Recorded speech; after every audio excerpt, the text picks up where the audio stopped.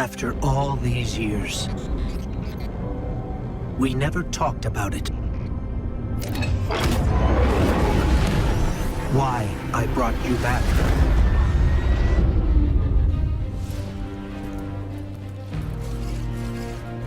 Why you were chosen.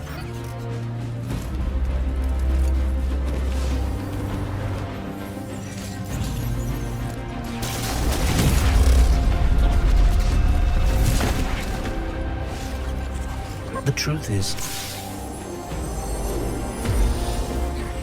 I didn't know then. It was just a feeling.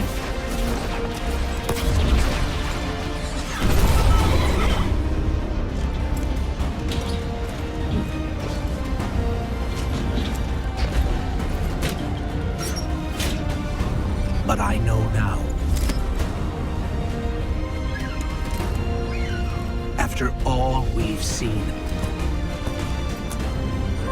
all we've lost, this fight might be our last. So I'm asking you one last time to rise.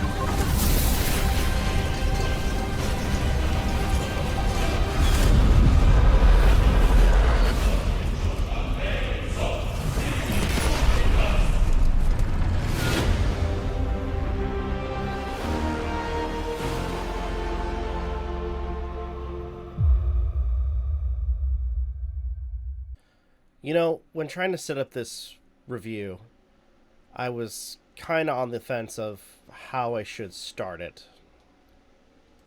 Since the very beginning of this game's conception, I've been, or at least have tried to be supportive in terms of Bungie, the game itself, and I guess overall what was going on with it. And in terms of content over the years, certain things were good, certain things were, I would say, questionable. And in times of, like, let's say, the seasonal content, things were, I would say, borderline boring, I should say, in some aspects, and frustrating, especially if you are an individual who is playing it as a single player. I guess to kind of elaborate, and honestly to kind of get this little nitpick out of the way, usually in terms of content, as well as I would say more of the bosses, considering that towards the end of like any confrontation, you're set up in a situation where you're down to one life instead of being rezzed every single time you die.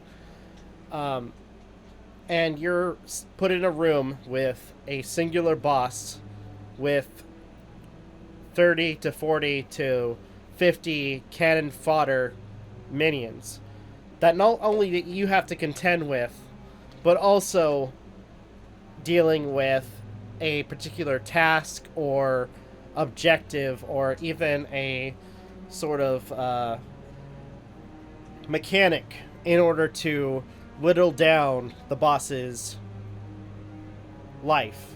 Considering that a lot of the bosses in this game, or at least some of the DLC content or the seasonal content, you have a boss that has at least 3 segments of their health. You whittle down 1, then the mechanic kicks in.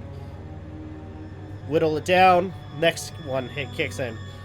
So it's, again, depending on whether or not you're a single player or not, while trying to deal with a boss that is, I would say, almost simplistic, you're also trying to deal with a bunch of enemies in the room, as well as whatever mechanic they have in place for that level. But like I said, that was a little bit of a minor nitpick, so let's go ahead and move on. But I will admit that in terms of content from the seasonal content,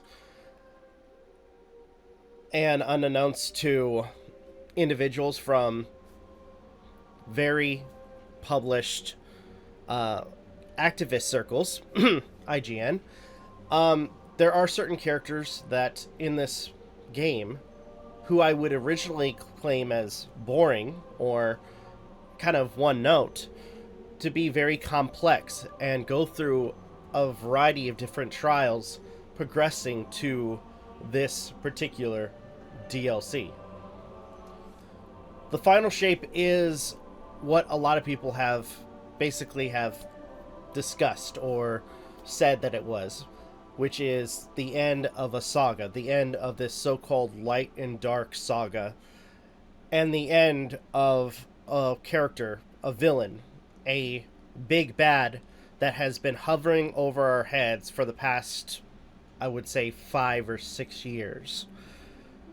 A character that has been, since they were first announced and first revealed, to be a series of mysteries to us, only for them to, at rapid concession as time progressed, begin to really show what they are capable of and what they want.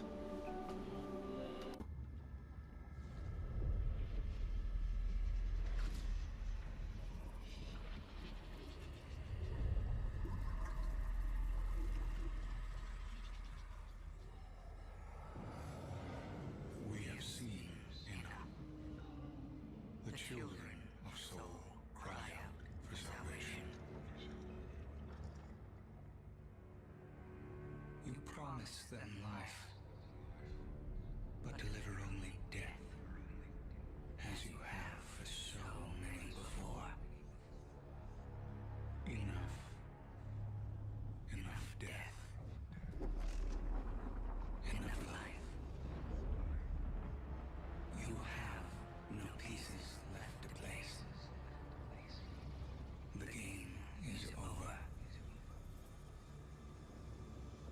Do not be afraid.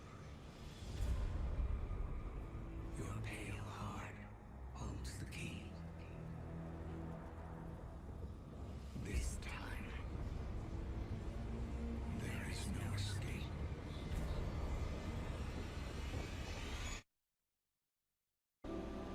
And that was only in the Witch Queen DLC. Showing us, or at least again, briefly giving us a introduction to the villain that has been basically haunting us since almost Destiny 1, and has been more prevalent since Destiny 2. That was his reveal, and even going further than that, showing us how powerful he is in Lightfall, and how powerful and how determined he is when it comes to wanting to capture the Traveler.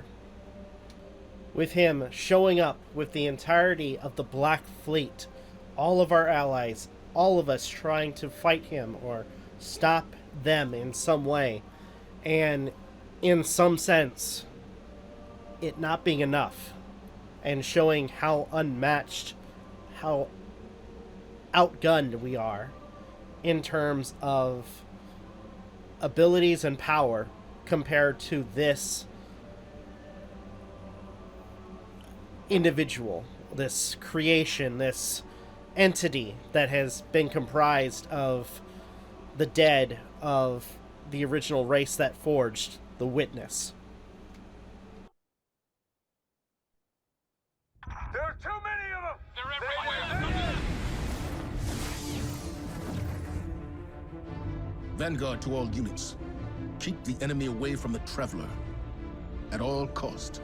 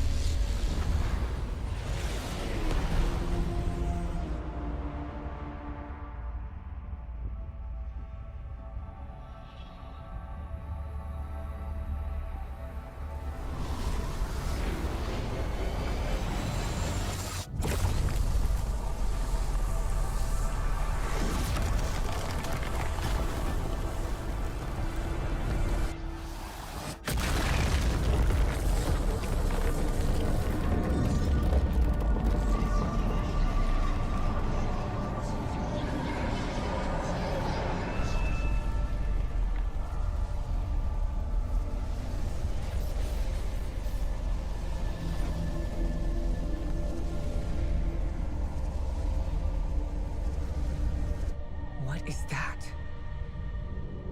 The Witness. Whatever that thing is, we gotta take it down.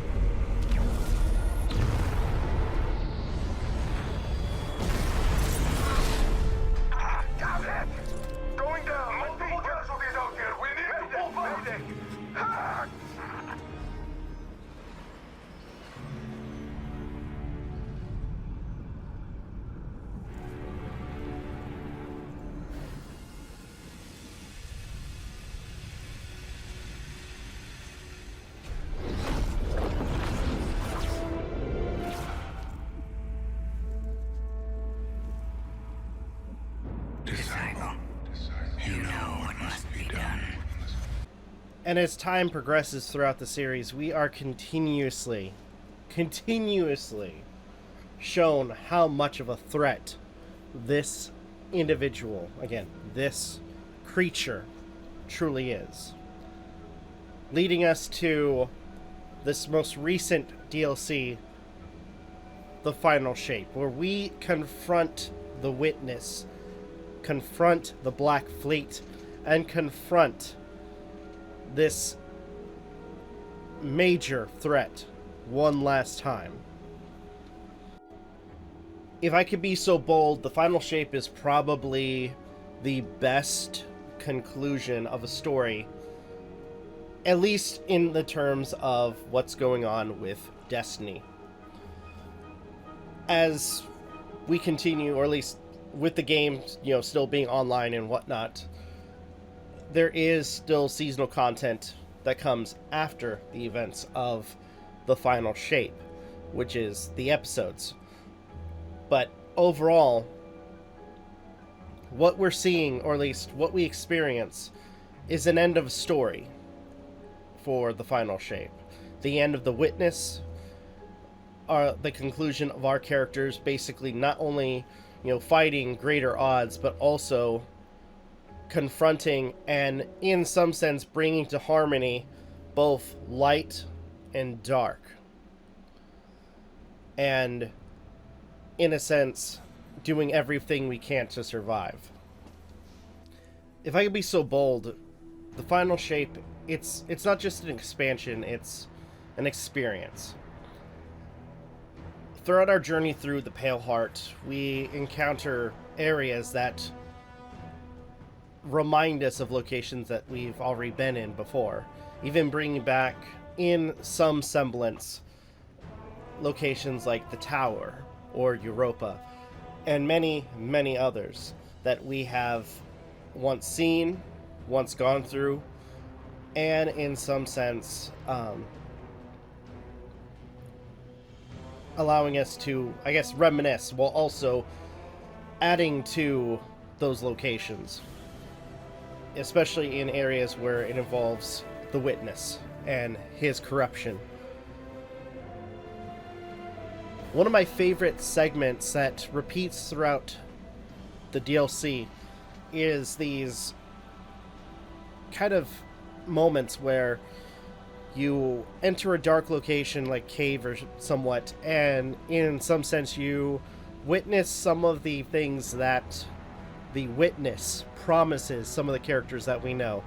Crow being promised the Dreaming City and his sister's throne and whatnot, whereas Zavala, who, again, by the way, a character who at first I considered to be somewhat boring, but towards the very end, or at least as time has progressed for this character, has become very, very complex, especially with a character that is so racked with guilt, racked with helplessness. It's painful to watch him being promised certain things, as well as being tortured by the Witness. as I said before, you have, and kind of joked about towards the very beginning, you have individuals like IGN who try to claim that they've played the DLC or are fans of it, and in some sense are kind of thrown in a loop, so to speak, as to why characters like Zavala go through a drastic change, even though you see stuff from season of The Haunted or the Witch Queen, where his own faith, his own beliefs are tested time and time again, to where we see him now, and he is broken, he is emotional, he is a character that questions what is going on or what he has to do, and again is promised the possibility of being reunited with his loved ones, his wife and his son. And that is even thrown in his face when the witness, to try to further tempt him, tortures him by showing them die and then brought back.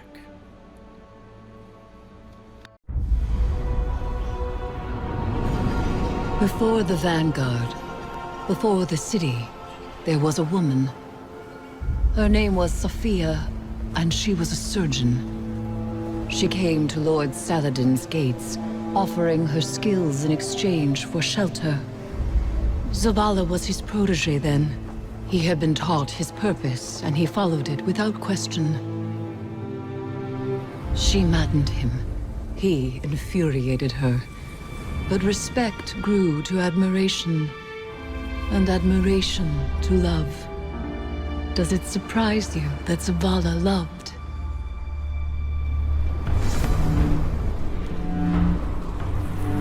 She was meticulous and gentle, strong-willed, stubborn, fearless. It began with an infant, orphaned in a fallen raid. Saladin had taught Zavala duty, war, and the light. But Sophia showed him that he was more than an instrument of violence. She had one life, and she would share it with him. They called the boy Hakim.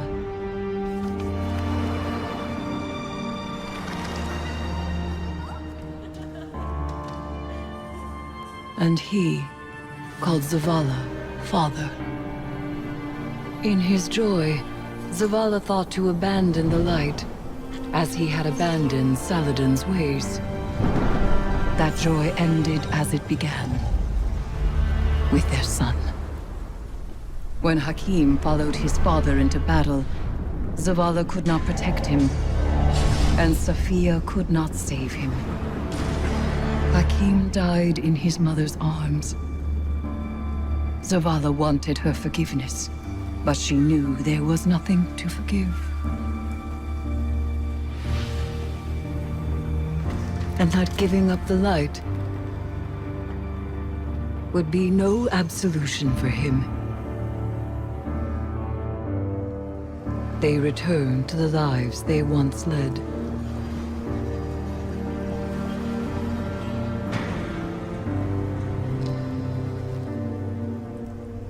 She found love again. She had a daughter. And when Sophia passed, he asked her to forgive him. Through each generation, he mourned. He asked for their forgiveness. And still, he has not found it.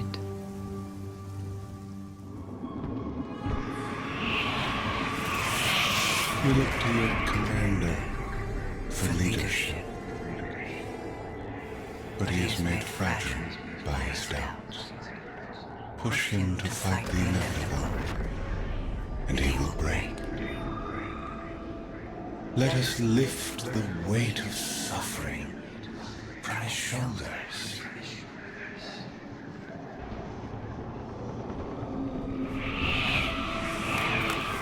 Zavala cultivates a life in the shape of loss. Costs rendered in service to your traveler. His reward is silence. His god has nothing to give.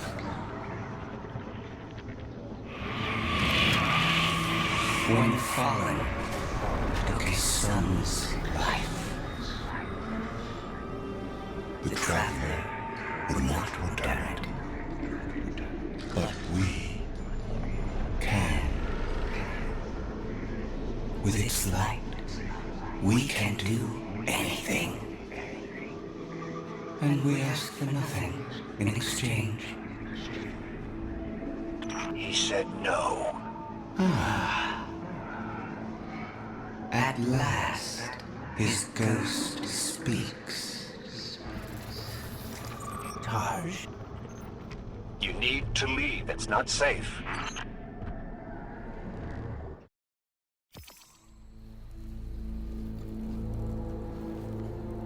I used to think I'd give anything to bring you back. But when the Witness offered me an eternity here with you, with our son,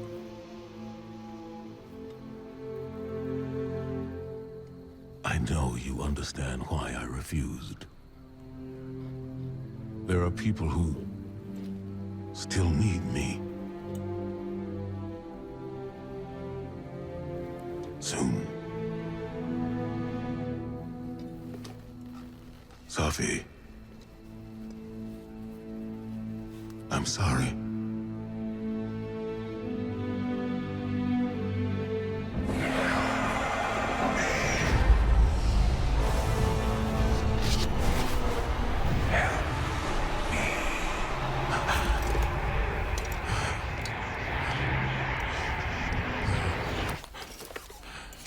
Eyes up, Commander. It's a lie. The Witness shows us what it thinks we want. And what has the Traveler shown me?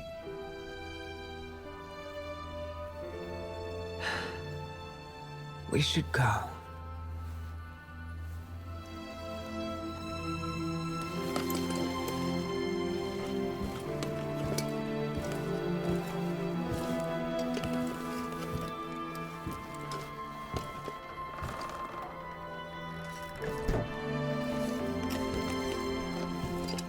I know.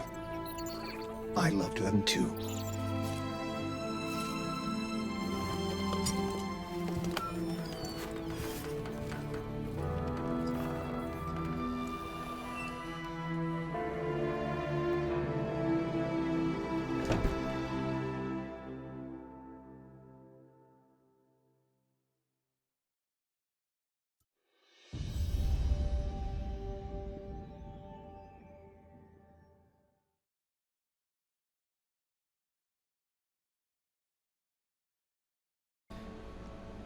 As I said before, what we see Zavala go through isn't sporadic as, again, I hate to continuously dig on these people, but it's not as sporadic as the reviewers from IGN and other news organizations, or lack thereof, tried to claim it to be. Zavala's pain, Zavala's experience, what he's going through, has been built up ever since. Actually, I was going to say ever since the Witch Queen, but in a sense, it really truly started with what happened after, or at least during the events of the Forsaken DLC. That first trigger, that first motion or event, where unfortunately Zavala had to relive losing a person he cared about. And that, of course, being Cade. Even in this DLC where they bring back Cade, he is, again, the character who is usually normally the stoic character can't bring himself to do nothing but give him a hug. To be reunited with somebody who he considered a close companion, a friend, a partner, a teammate. And in a sense, rack his brain about moving forward from what has happened to him, his family, and his friends.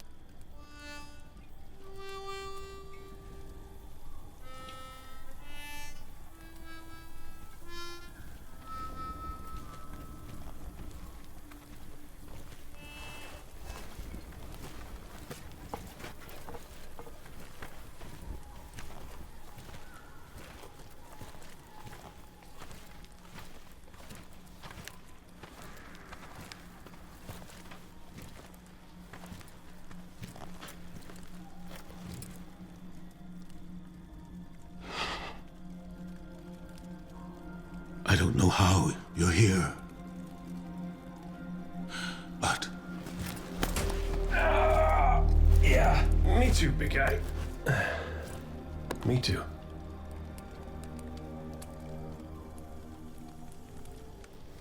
Life isn't about holding on forever. I mean, I was gone, mourned, at peace, and now I'm here. Opening old wounds, filling them with salt.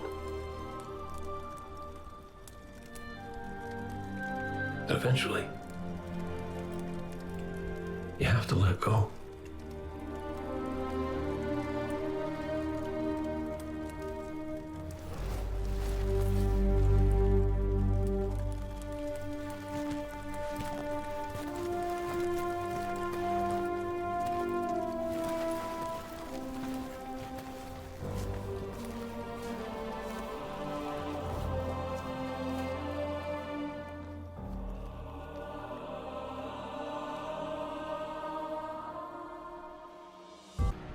If I could, in a sense, summarize the story for this DLC, it would have to be that throughout our experiences, throughout our challenges, throughout everything that has happened,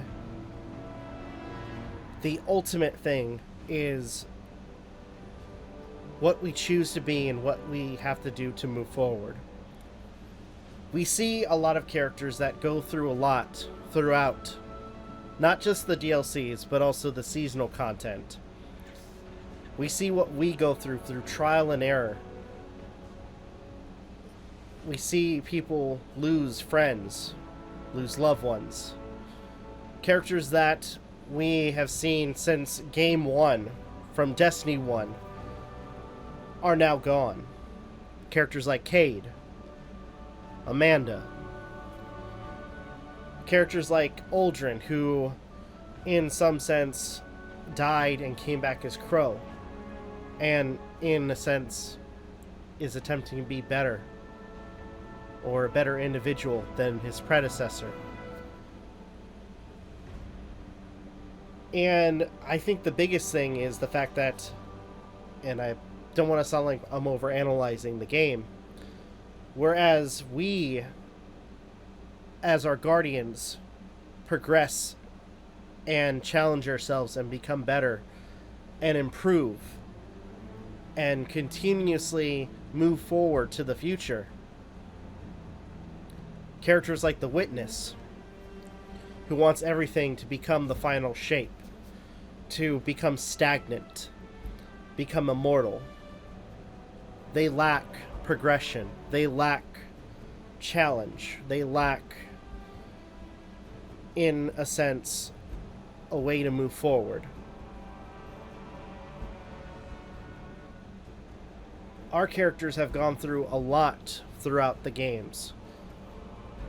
And we have been given the strength, the tools, the power to essentially best and defeat one of our greatest enemies in this game franchise. That, of course, being, once again, the Witness.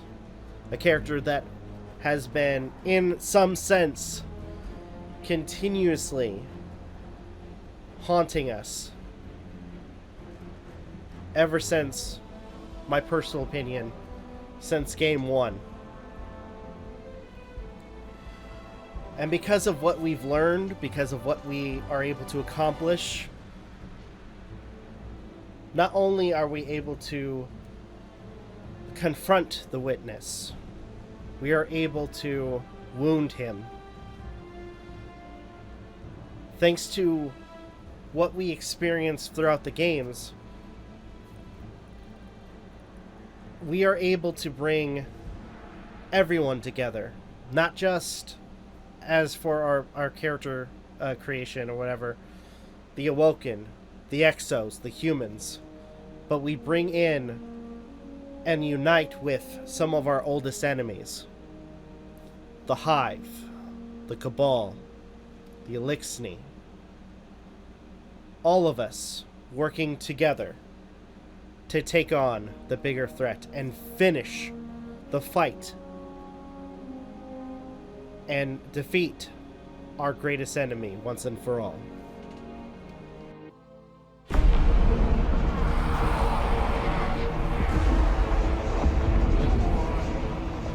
Defenders of Soul, hear me now! Moments ago, one fire team infiltrated the Witness's monolith and shattered its hold on the Traveler's light. Their courage bought us one last chance to finish this.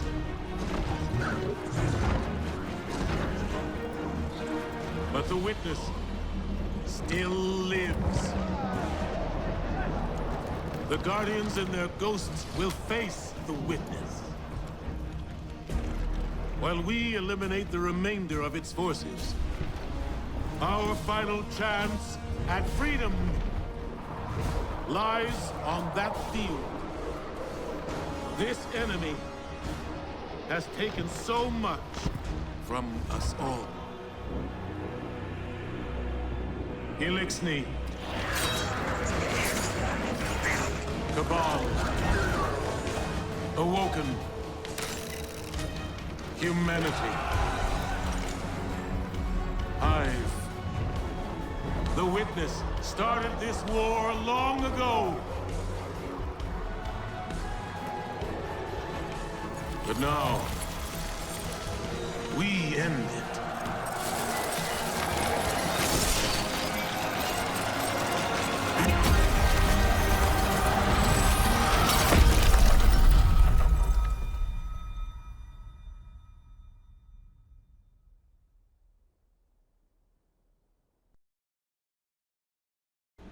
And even though we experience victory towards the very end, we also, once again, get a taste of loss. As well as one final gift from a close friend.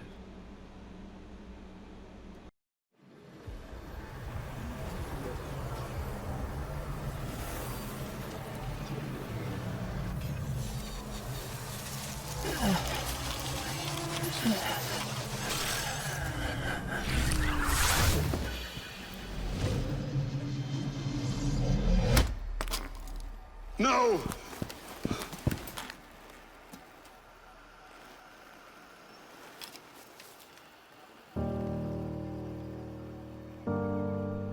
Ghost?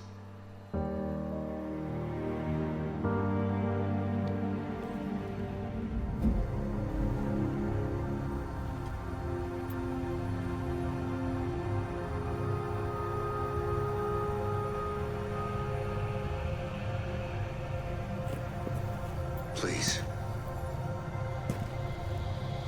bring him back.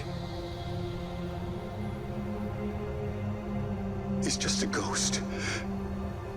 You raised an army. You can bring back one ghost.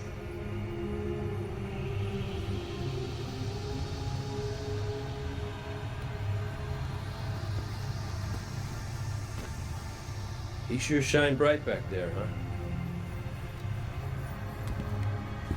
Cade. What comes from the light returns to the light. My gal Sundance told me that. She also said we're all connected. Guardians, ghosts, the Traveler.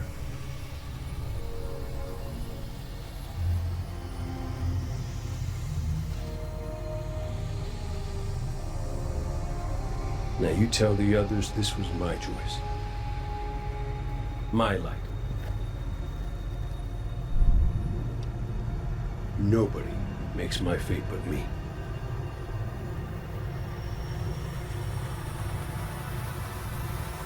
You're my favorite.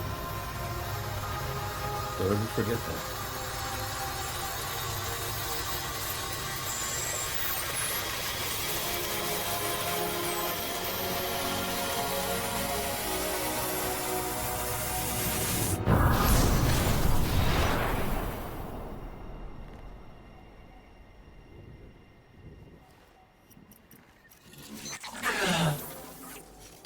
Guardian. There you are.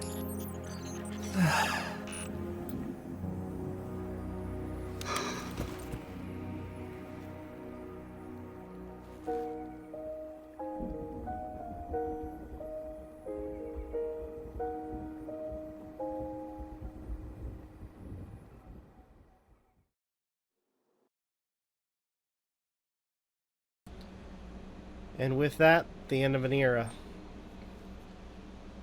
The end of the Witness, the end of the Light and Dark saga. And in some sense, with this particular set of storytelling, again, my personal opinion, it, in a sense, rekindled my passion for this game.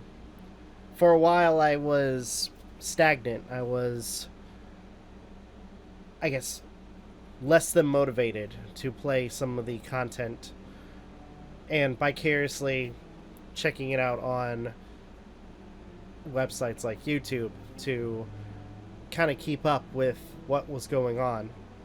And in some sense now, I kind of regret it. But due to certain aspects of some of the content that I did not appreciate, I didn't bring myself to play certain segments of the extra content. But with this and this conclusion, we finally getting a conclusion of our biggest threats. It feels good. It feels great. And like I said before, in some aspect, makes you wonder about what comes next. What does the future hold for this game? And in a way, sparks that motivation to see what happens in the future. I will say for this DLC, I was very intrigued by the storytelling of, again, what our characters experience, what they go through. And it's not just our Guardian, but also what the characters have gone through, what they struggle with, and how they persevere. All in all, the story for the final shape, although I will say has been, I don't want to say overhyped, but to an extent has been pushed back several times, is, in a sense, very thankful, or at least I'm very thankful for what I get to experience. And it's not just the story that I really, truly enjoyed with this game. The addition of the prismatic subclass, as well as the new super that we get for each of our characters, Hunter, Titan, Warlock, were a lot of fun to play with. Prismatic allowed us to mix and match various abilities, and depending on which character you choose, each ability will be different to that said character. For instance, like the Hunter being allowed to use the Strand Tether Grenade ability, where you're able to use a rope mechanic to swing to another location. And as for, like, let's say the Warlock, allowing you to create ice turrets from stasis or flaming mortars from solar. Again, mixing and matching both your light and darkness abilities. Prismatic also allows you to combat various enemies that are affected by a prismatic effect, so to speak, where you have to activate your prismatic by either, I guess, energy wells or by attacking an enemy and then activating it and using that same energy to remove whatever shield the enemies have.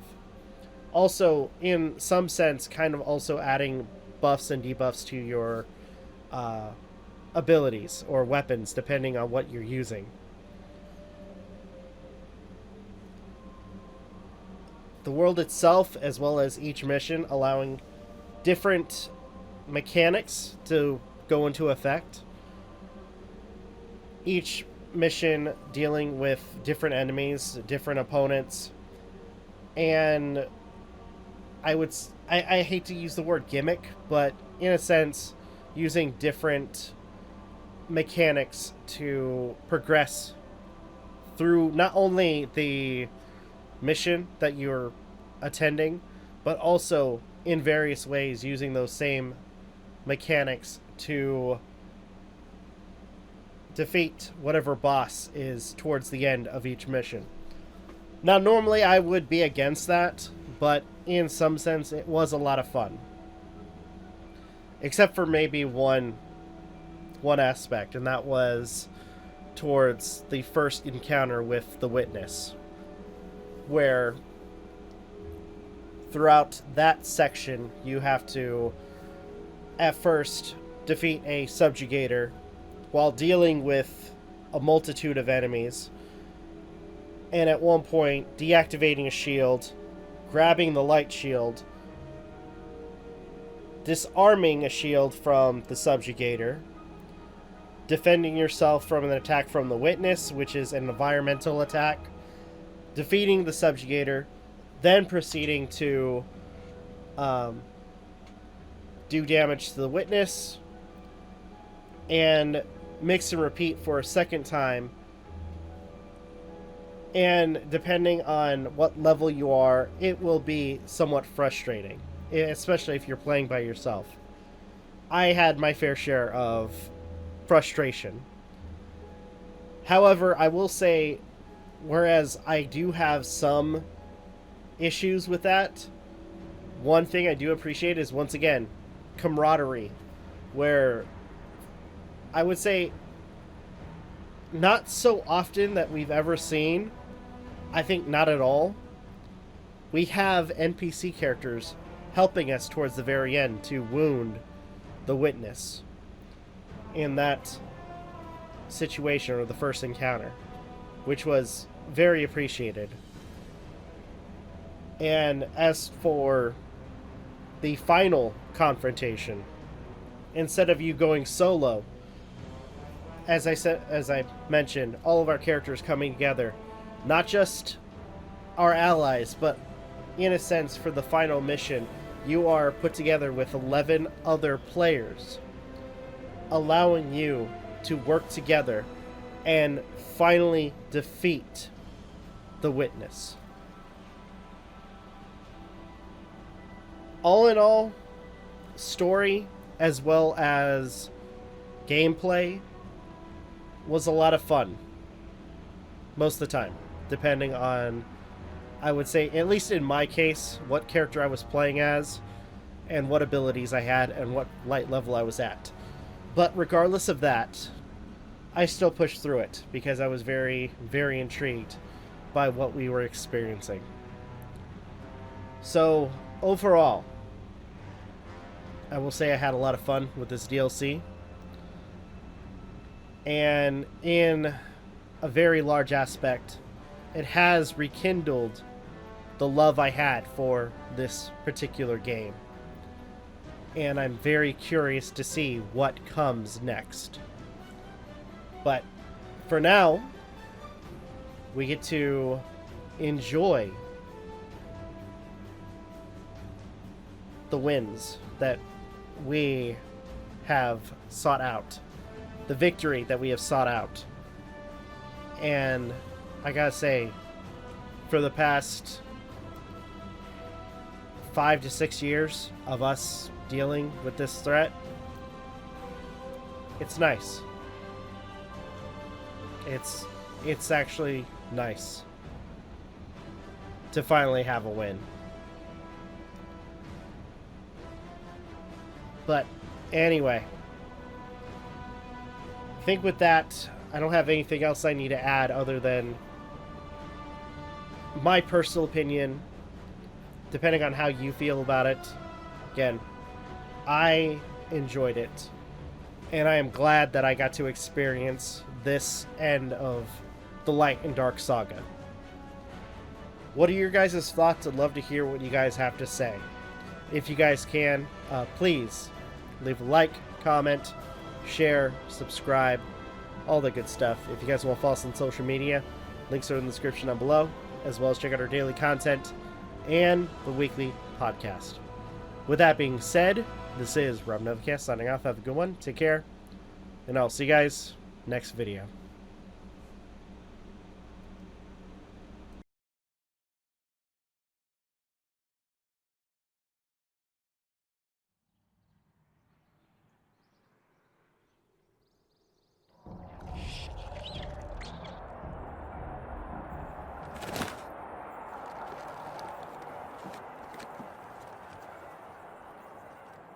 It's definitely healing, but we've still got a lot of work to do.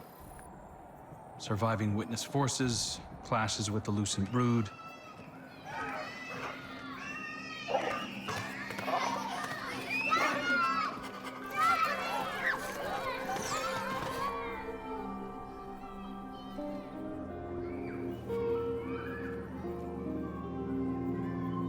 So much change.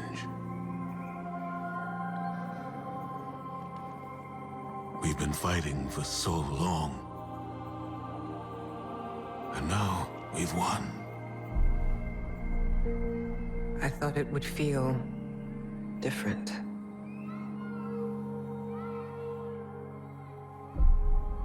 Well, maybe because we haven't celebrated it yet. Guardian, Ghost, you're just in time. Tell them Cade wouldn't let a little work get in the way of having a good time. You're right. For now, our task is appreciating this moment. And after that?